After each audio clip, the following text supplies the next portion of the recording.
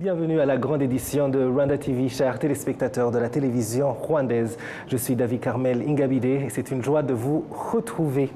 Le président de la République, Paul Kagame, est arrivé à Conakry, en Guinée, où il rejoint le président Mamadi Doumbouya pour le lancement du projet de minerai de fer de Simandou, considéré comme le plus grand projet minier en cours au monde.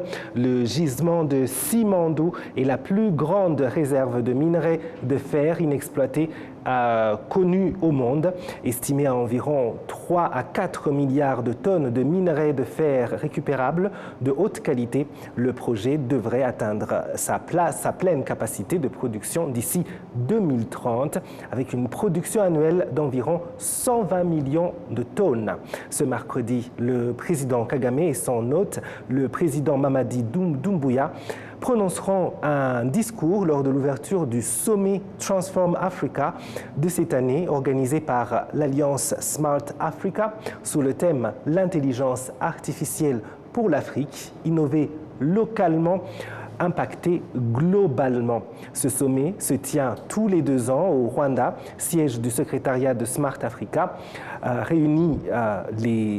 réunit des dirigeants et des innovateurs afin d'explorer comment l'intelligence artificielle peut favoriser l'intégration régionale de l'Afrique, renforcer la gouvernance et stimuler l'innovation sur l'ensemble du continent. Dans une semaine, le Rwanda accueillera la 46e édition de la conférence ministérielle de la francophonie, la première organisée au Rwanda. 90 États et gouvernements membres tiendront un temps fort du dialogue francophone. C'est l'un des rendez-vous politiques majeurs de l'organisation internationale de la francophonie, réunissant les ministres des Affaires étrangères et les représentants des États et gouvernements membres. Cette édition est placée sous le thème et des objectifs importants. Le thème retenu pour cette édition est 30 ans après Beijing, la contribution des femmes dans l'espace francophone. Ce thème met en lumière le rôle essentiel des femmes dans le développement économique, social et culturel des pays francophones. Ce rendez-vous vous offrira à l'OIF l'occasion de revenir sur les engagements pris en 1995 lors de la 4e conférence mondiale sur les femmes à Beijing. 30 ans après, les pays de la francophonie évalueront les progrès réalisés et discuteront de nouveaux moyens de renforcer la participation des femmes dans tous les domaines de la vie de la société. Vous suivez la grande édition sur la télévision rwandaise. Merci d'être avec nous. La France est le pays européen à avoir organisé un grand nombre de procès des suspects du génocide commis contre les Tutsis se trouvant au du Rwanda. Cependant, une trentaine de dossiers sont toujours en attente devant la justice française. Maître Richard Gisagara, l'un des avocats des parties civiles dans ces procès qui se tiennent à la Cour d'assises de Paris, estime qu'au rythme actuel, il est impossible que tous les présumés génocidaires soient jugés. Suivez-le. Sur l'état des poursuites des personnes soupçonnées d'être impliquées dans le génocide commis contre le Tutsi en France, malheureusement, force est de constater que malgré les efforts que la justice française a consacrés ces derniers temps à la poursuite de ces personnes-là, malheureusement, il y a toujours un stock important des dossiers qui sont toujours pendants devant la justice à des degrés divers. Certains sont toujours au niveau du parquet, c'est des plaintes qui ont été déposées qui n'ont pas beaucoup évolué depuis et qui sont toujours au niveau du parquet. D'autres sont pendants devant les juges d'instruction, donc il y a des juges d'instruction qui ont été désignés, qui continuent à faire les investigations, à faire des actes dans le cadre donc de l'instruction.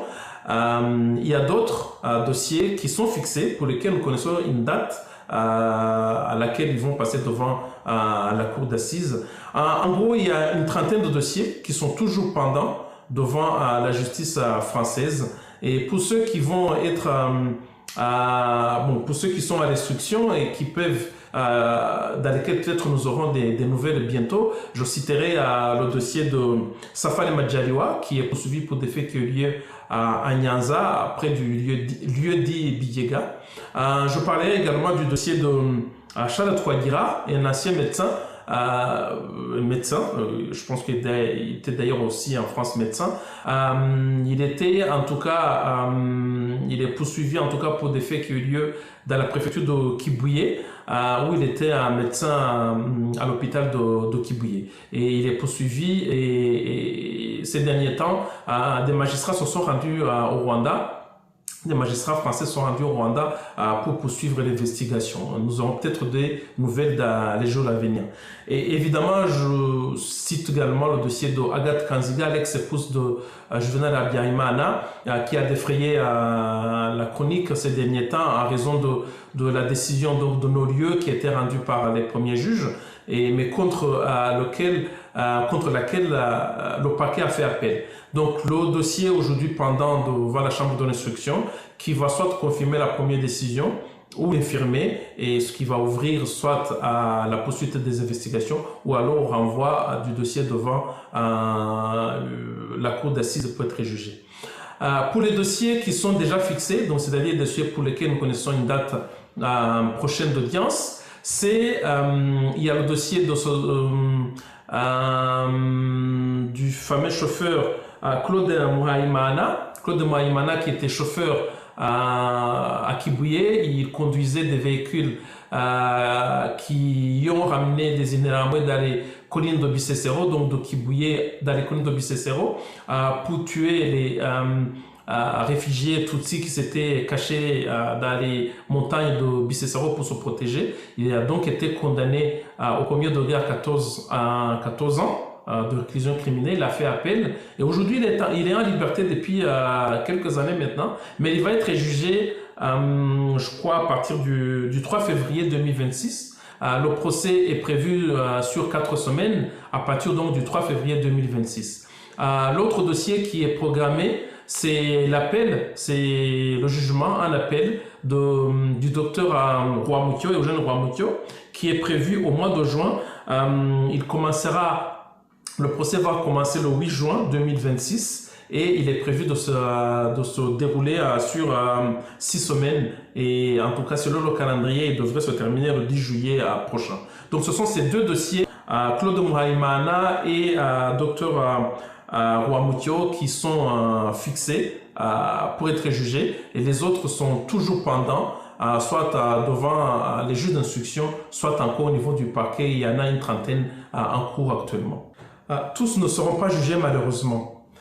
Il faut se rendre à l'évidence, au rythme actuel, il est impossible que toutes ces personnes qui sont poursuivies puissent être jugées. Je prends un exemple très simple, je prends l'exemple de colonel Laurent Serubuga. C'est quelqu'un qui a 86 ans aujourd'hui.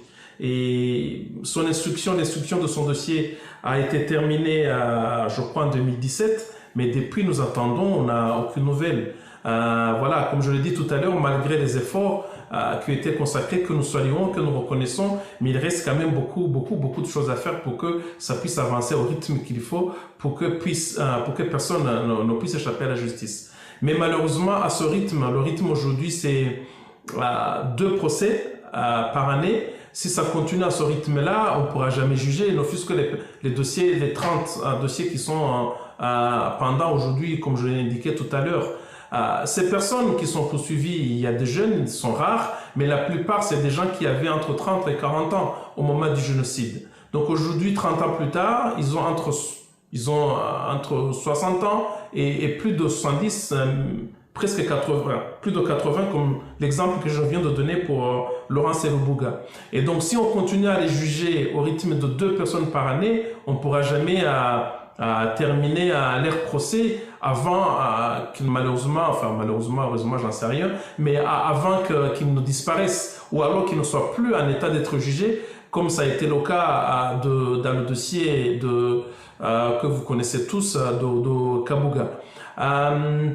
Nous essayons de enfin, je ne veux pas dire la pression, mais pas la pression à l'État, mais nous essayons d'attirer l'attention aux autorités pour leur dire que, certes, l'effort il y a un effort que nous saluons, mais qu'il faut redoubler d'efforts. Parce que la justice doit être rendue, mais elle doit être rendue aussi en temps et en heure. Nous sommes déjà 30 ans après, et si on continue à attendre que ces gens ne sont plus en état d'être jugés ou qu'ils disparaissent, il y aura quand même, ça sera un déni de justice également. Et voilà. Ce que nous proposons, nous avons il y a quelque temps écrit avec d'autres confrères qui sont aussi impliqués dans ces dossiers du côté des parties civiles. Il y a une tribune que nous avons signée en recommandant à l'État de faire des dossiers regroupés et donc de regrouper plusieurs personnes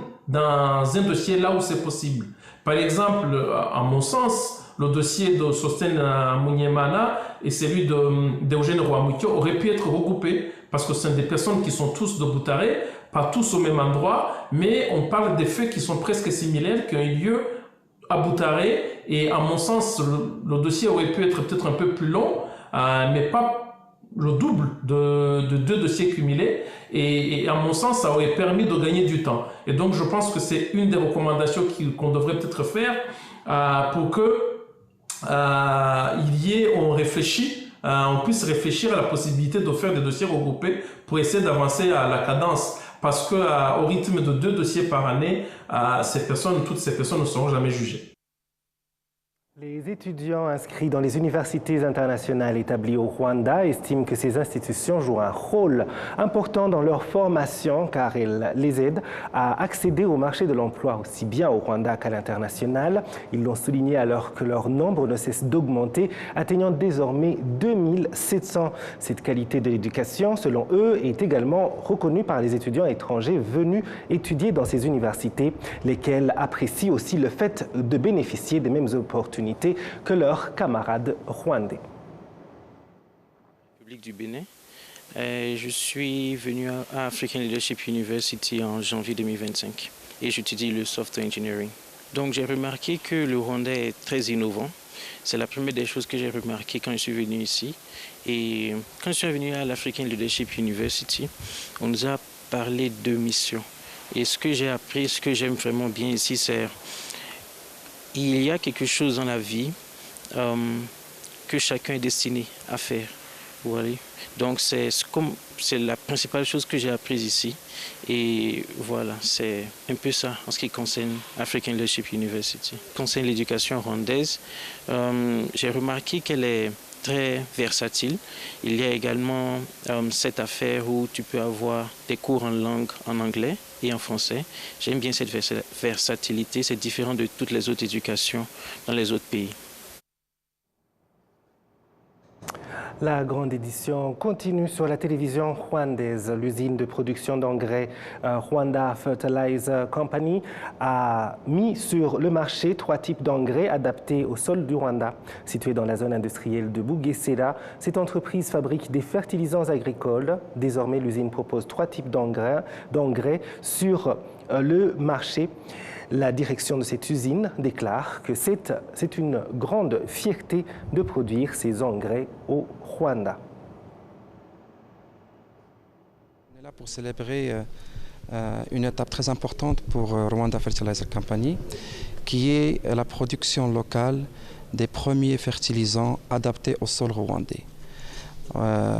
Auparavant, et depuis l'inauguration de notre usine, on travaillait avec des produits qu'on a standards, mais avec le travail qu'on a fait avec RAB, Rwanda Agriculture Board, sur le plan scientifique, c'est-à-dire à travers le RWASIS System, qui est Rwanda Soil Information System, on a pu savoir la composition du sol rwandais.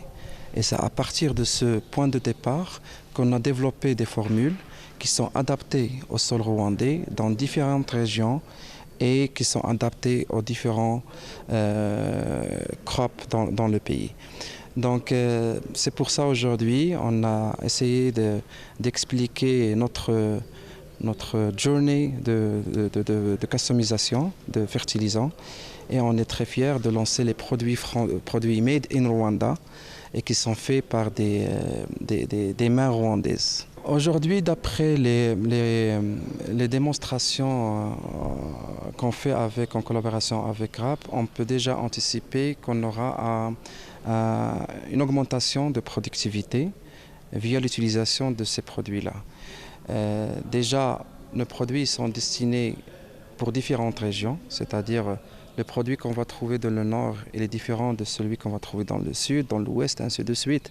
Et ils sont adaptés, comme vous le disiez, dans différents crops. C'est-à-dire, au nord, on va trouver un produit pour le Irish potato, dans l'est, on va trouver ce qui est adapté pour le maïs. Et dans toute cette approche-là, on visait effectivement l'augmentation de la productivité agricole via des nutriments et des micronutriments qui sont très bénéfiques pour le sol rwandais. Pour l'instant, d'après les projections du pays rwandais, on vise déjà une augmentation de production locale, non seulement via l'utilisation des engrais adaptés, mais aussi, je pense que le gouvernement rwandais, à travers le ministère de l'Agriculture, ils sont en train d'implémenter plusieurs projets très ambitieux, en termes de semences aussi, qui sont très importants pour garantir de la productivité agricole. Mais effectivement, c'est tout un travail de plusieurs partenaires, je peux dire dans la value chain agriculture. Ce n'est pas que RFC aujourd'hui, on parle des partenaires dans la partie semences, des partenaires qui peuvent ramener de la mécanisation pour qu'on puisse vraiment avoir une augmentation de productivité conséquente dans le pays. La grande édition continue et notre page culture nous téléporte dans le futur, mais dans un temps qui est très proche, plus précisément du 21 au 25 novembre, au premier événement africain de l'association Girls Support Girls, un projet né de la volonté de tisser des ponts culturels entre la France et le Rwanda en mettant à l'honneur la sororité et le leadership féminin. Pour en parler, nous sommes en audioconférence avec la comédienne et productrice franco-rwandaise Eliane Umuhire, initiatrice de cet événement inédit à Kigali, et Caroline Lebo-Vissi, cofondatrice de l'association Girls Support Girls. Eliane, bonjour. Bonjour Carmel. Oui, c'est toujours un plaisir de vous parler. C'est un plaisir partagé. Oui, alors justement, parlez-nous de ce bel événement que vous amenez à Kigali la semaine prochaine du 21 au 25 novembre. Alors l'événement s'appelle Au cœur du Rwanda et de la sororité. Et c'est un projet qui est né des échanges que j'avais avec Caroline Lebovici et Vanessa Djian, qui sont toutes les deux cofondatrices de l'association Girls Support Girls. Comme vous disiez, c'est une association qui œuvre dans la promotion et dans la sororité des femmes qui travaillent dans le secteur de l'audiovisuel. Donc ce projet est né parce que je suis bien sûr rwandaise et que je suis aussi française. C'était un désir de tisser un pont entre les femmes qui œuvrent dans l'audiovisuel rwandais et les femmes rwandaises et les femmes françaises, histoire de pouvoir se rencontrer, pouvoir créer ensemble, pouvoir échanger et pouvoir aussi célébrer notre force, une force partagée. Oui, et en tant que Rwandaise, qu'est-ce que ce pays apporte concrètement comme inspiration à un événement centré sur l'autonomisation et la représentation des femmes? Eh ben, le Rwanda pour moi, ça va bien au-delà d'être ma terre natale, c'est pour moi une terre d'inspiration. C'est un pays où la parité est prise au sérieux, où les femmes sont vraiment en action. Cela fait plus de 20 ans que les femmes occupent les postes clés. Et donc tout cela, le fait de le faire au Rwanda, ça a tout son sens. Le fait qu'on a grandi, en tout cas la nouvelle génération a grandi entourée des femmes qui œuvrent, qui façonnent notre pays. Et donc c'est aussi en fait venir avec mes sœurs françaises avec qui je travaille en France pour qu'elles puissent aussi être témoins de la force de la parité et de l'inclusion qui est en œuvre au Rwanda. Oui, c'est très vrai. D'ailleurs, même derrière nos caméras, derrière toutes les machines qui font cette magie, il y a plein de femmes.